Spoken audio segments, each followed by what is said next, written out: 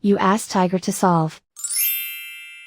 This deals with linear equations with one unknown. The final result is a equals 4. Let's solve it step by step. Group all constants on the right side of the equation. Add 7 to both sides. Simplify the arithmetic.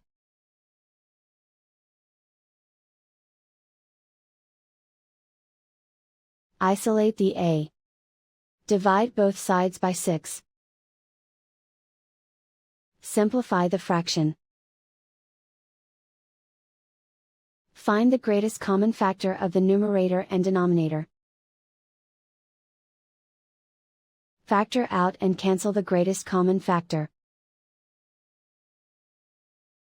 And so the final result is a equals 4.